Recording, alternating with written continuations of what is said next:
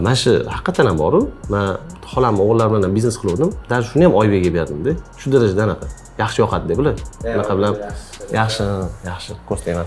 Assalomu alaykum. Meni ismim Muzaffar To'xtasinov. Men Abba marketing agentligi asoschisi hamda rahbariman. Shu faoliyatim davomida shu narsani men ko'p ko'ramanki, ko'p mijozlarga, ayniqsa yangi biznes boshlayotganlarga Instagramda reklama deganda ko'proq shu lead generatsiyani tushunishadi. Ya'ni ularga like muhim emas, ularga videolar muhim emas, deylik qanaqadir bir pozitsionerni ochib beradigan narsalar hozirchalik muhim emas. Ularga ko'proq shu Instagramda to'g'ri lead generatsiya qilib turib, savdolarni oshirish eng muhim omil hisoblanadi.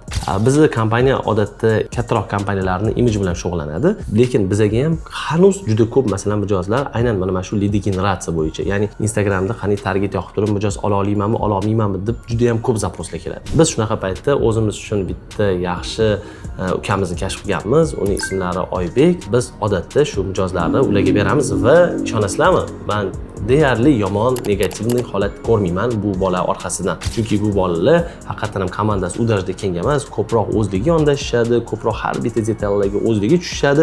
Imенно mana shu SMMdan, Instagramdan yaxshi klientlarni o'zligi o'tirib chuqur analiz qilish orqali o'sha klientlarga taqdim qilishadi. Men o'ylaymanki, shu paytgacha bular $1 million ga yaqin savdolarga sababchi bo'lib qolishgan. Agar rostdan ham sizlarga shunaqangi xizmatlar kerak bo'ladigan bo'lsa, men aynan Sinergiya agentsiyasiga murojaat qilishinglarni tavsiya beraman.